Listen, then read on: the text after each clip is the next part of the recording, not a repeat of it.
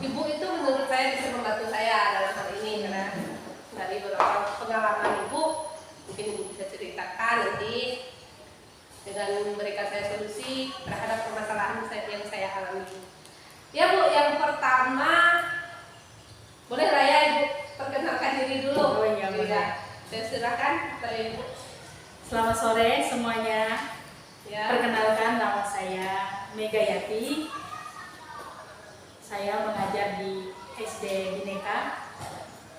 Pengalaman mengajar yang pertama dulu saya pernah mengajar SMP, yaitu SMP Negeri 1 Pino Selatan. Dan kemudian saya pindah mengajar di SD swasta Bhinneka Nana Pino.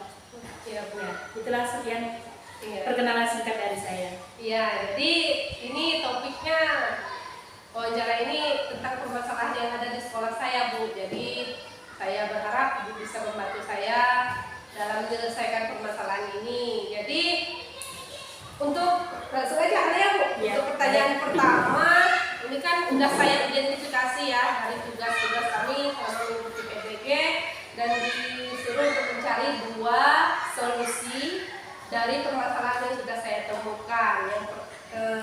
Untuk yang pertama itu tentang motivasi. Menurut Ibu,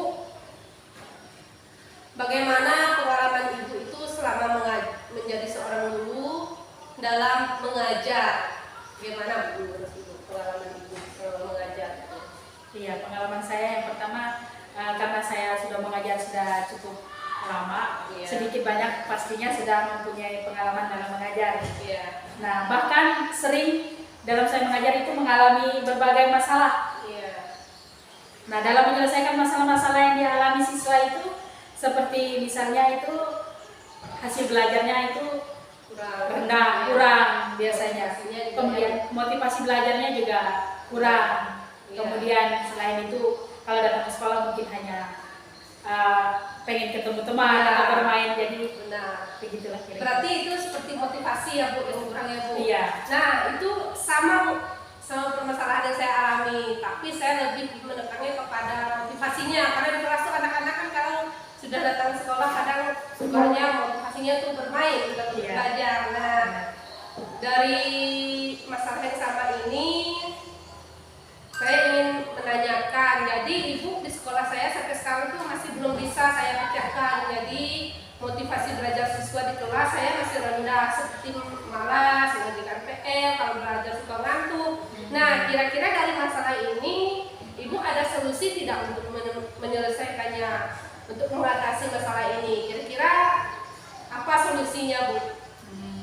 Kalau menurut saya, Iya Bu. yang pertama mungkin Ibu bisa mencoba dengan menerapkan model pembelajaran yang sesuai. Contohnya model pembelajaran PBL, model PJBL ya. Kemudian yang kedua, bisa dengan metode pembelajaran yang bervariasi, seperti misalnya tanya jawab, bisa menggunakan teknologi TIK, dan juga masih banyak lagi metode-metode yang lainnya yang bisa Ibu terapkan di kelas supaya tidak menimbulkan kebosanan atau kejenuhan, ya. Jadi bisa juga diselingi misalnya dengan permainan, gitu ya. Ya, biar motivasinya itu lebih teratur gitu ya. Oke, berarti ada 2 model tadi ya yang disampaikan ya, yang di kurikulum 2013, PBL sama PJBL. Oke. Terus selanjutnya Bu, kalau model PBL itu kan ada langkah-langkahnya ya kalau kita terapkan di dalam kelas, atau sering disebut sintak ya, sintak PBL. Kira-kira apa-apa saja yang termasuk sintak atau langkah-langkah dalam PBL ini Bu? PBL dulu ya. Model PBL. Yang pertama, mengorientasi siswa. Kemudian yang kedua, mengorganisir. Yang ketiga itu membantu menginvestigasi.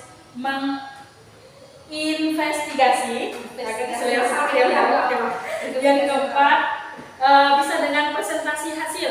Dan yang terakhir baru kita mengevaluasi. Ya. Berarti terakhirnya kita evaluasi ya. Sehingga kita tahu nanti hasil belajar itu bagaimana. Motivasinya itu berubah atau tidak dia. Terus kalau untuk sintak langkah-langkah dari PJBL, kalau Iya, yang pertama itu menentukan pertanyaan. Ya. Kemudian yang kedua itu menyusun jadwal. Ya. Yang ketiga bisa dengan mengevaluasi siswa. Ya. Yang keempat itu menguji hasil. Yang terakhir tentunya evaluasi lagi. Benar. Berarti setiap pembelajaran itu harus melakukan evaluasi ya Bu. Iya. Oke, terima kasih Bu. Dari model-model ini mungkin saya sudah mulai paham dan mengerti caranya. Nanti saya akan coba antara model PBL sama model PJBL tadi. Nah yang terakhir masalah TIK, teknologi informasi dan komunikasi. Ya. Ini juga menjadi masalah ya Bu bagi kami sekolah yang ada di pedalaman. Kalau ibu yang di kota ini kan mungkin apa fasilitasnya Lengkap. memadai, terus internetnya ada, wifi-nya ada. Kalau kami di kampung ini agak sulit Bu. Nah, jadi ini otomatis sulit kami untuk mengoptimalkan mediatik ini. Nah, yang mau saya tanyakan kepada Ibu, bagaimana sih Bu cara mengoptimalkan penggunaan TIK dalam pembelajaran dari gurunya misalnya Bu? Kalau menurut saya, Ya. ini sudah menurut saya. Ya. Nah, kalau setiap guru itu, kalau menurut saya tentunya harus bisa memanfaatkan teknologi informasi atau TIK ini. Iya. Tidak mungkin seorang guru tidak bisa menggunakan Iya. atau Laptop bisa ya? menggunakan laptop. Pasti semua guru sudah pernah belajar di bangku Iya. kuliah bagaimana cara menggunakan laptop. Iya. Kemudian guru harus punya niat. Kalau guru tidak punya niat, percuma ada laptop pun tidak. Kalau tidak punya niat, ya percuma ya Bu ya. Tidak pernah Iya. digunakan. Iya, sehingga dia belum berkarat berjamur atau bisa juga dia sampai berdebu di situ. Kalau tidak digunakan percuma ya Bu ya. Iya, benar Iya. juga ya Bu. Jadi kedua harus ada niat ya. Iya, Bu. harus ada niat. Kemudian PPT atau video, Iya. PowerPoint ya. Iya. Ya, bisa digunakan juga itu PowerPoint. Jadi menampilkan materi itu menggunakan PowerPoint, yang iya. menarik, Iya. ada gambarnya, Ada ada gambar-gambar. terus video biar itu menarik ya. Iya. Oke. Kemudian yang berikutnya, Iya. pokoknya menggunakan teknologi supaya menjadi motivasi siswa itu supaya semakin semangat dalam belajar ya. Oke, Bu. Oke, terima kasih Bu. Saya rasa sudah cukup puas untuk jawaban yang Ibu berikan dan terima kasih atas waktunya karena sudah menyita waktu Ibu. Tentunya Ibu capek ya, dari pagi udah ngajar, terus sorenya harus les lagi dan harus menyita waktunya istirahatnya. Jadi saya ucapkan terima kasih banyak karena sudah membantu saya dalam menyelesaikan tugas ini. Sekiranya saya ucapkan terima kasih ya Bu. Ya. Sama-sama.